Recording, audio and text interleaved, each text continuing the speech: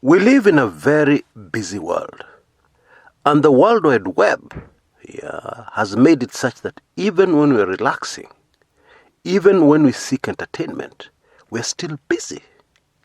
Now, for our purposes today, one of the effects of that is that people tend to focus on a narrow, very narrow, list of topics.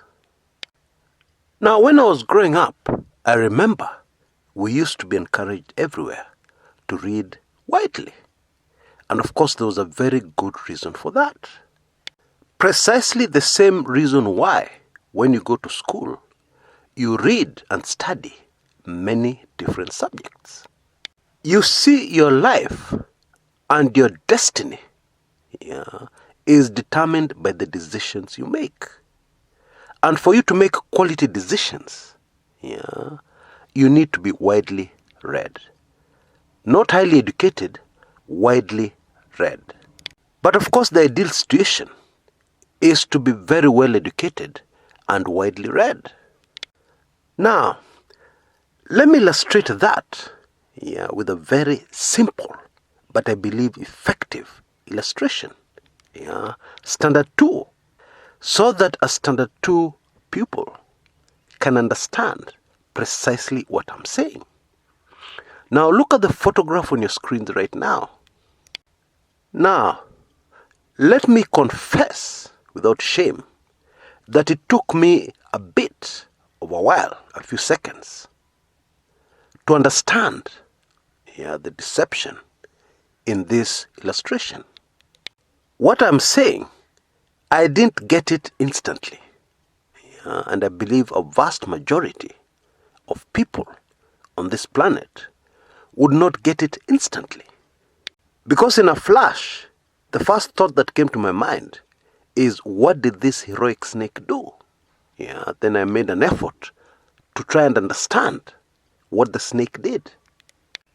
Assuming, let's just assuming you didn't know enough about snakes and you didn't know enough about fish, to you, this information would be factual.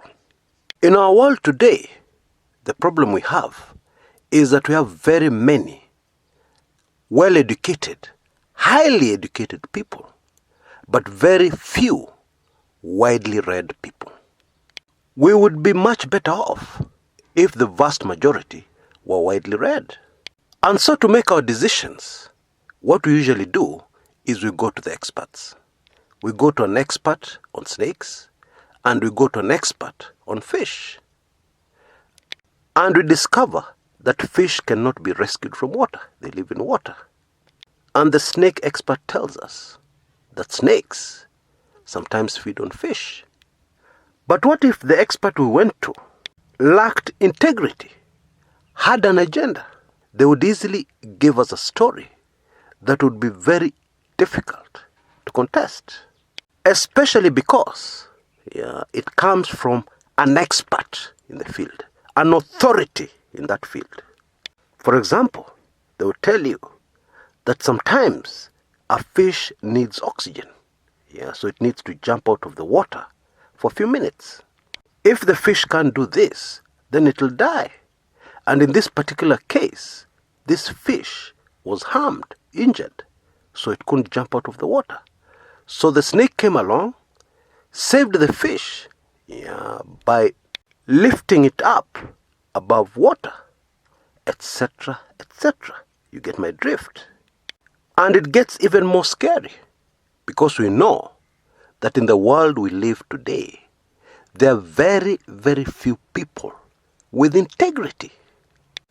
And because we have given so much power to medical boards or other boards that rule over various professions, then you can see it becomes very easy to deceive, give people false information, and then bully the entire industry to shut up and toe the line. Anybody who wants to go against the board that controls your profession will have their license quickly withdrawn, their livelihoods taken away, their careers I think you fully understand what I'm saying, even if you're in standard 2.